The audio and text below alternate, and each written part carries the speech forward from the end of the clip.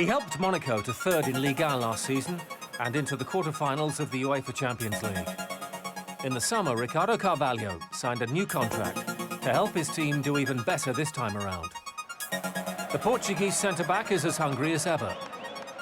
At the weekend, Monaco face their biggest home test as champions Paris Saint-Germain visit the Stade Louis II. And CARVALHO expects the big-spending Parisian club to dominate domestically once again.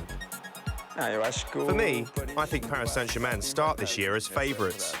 I think they're a little bit better than all the other clubs in the league. They've got some great players in their team, and they have the experience of having won the last championship, which will help them a lot this season. Obviously, all the teams want to compete with PSG, but I do think they start this season with an advantage because they are the champions. CARVALHO made his Monaco move in 2013 following their promotion from Ligue 2. It's another adventure in a hugely successful 17-year career.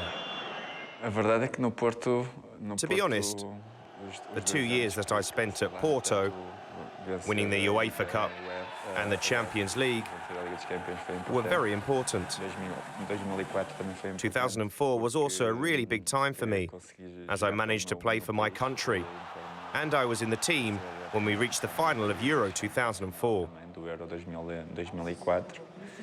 And after that, I made a really big move to Chelsea, where I was able to prove that I was capable of playing for a club in the most difficult league in the world. I spent 6 brilliant years at Chelsea, where I won cups and a title in England.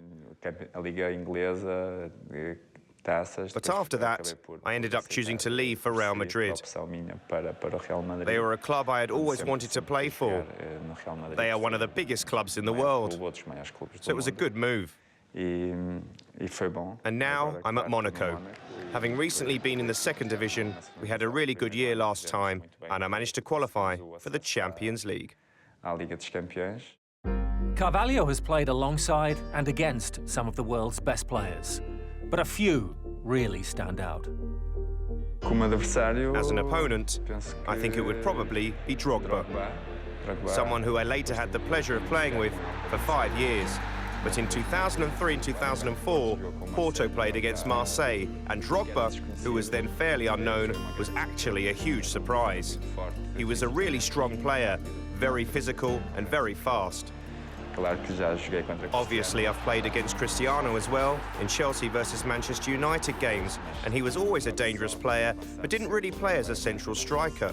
Drogba was more of an out-and-out striker, and he was so physically strong and very difficult to mark. He might be 37, but CARVALHO still has much to offer his country. He retired from international football in 2011, but then came a change of heart when he spoke to Portugal's new coach. He's a player with great quality and someone I had the pleasure of coaching when he was just 18 or 19 years old. He was my player at Porto, so he's someone I know really well. He has so many great qualities. He's one of the best defenders I've ever worked with, and certainly one of the best in the world.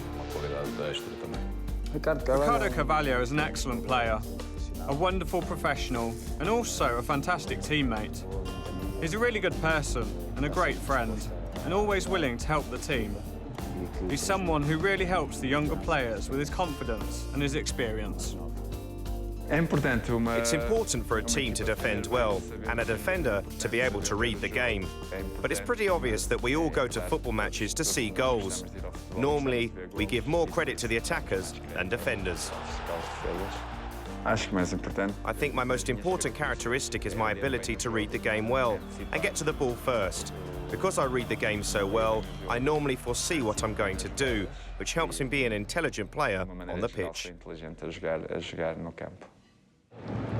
It's a characteristic that has served him well, much like the legend who inspired the young Ricardo CARVALHO in his early career.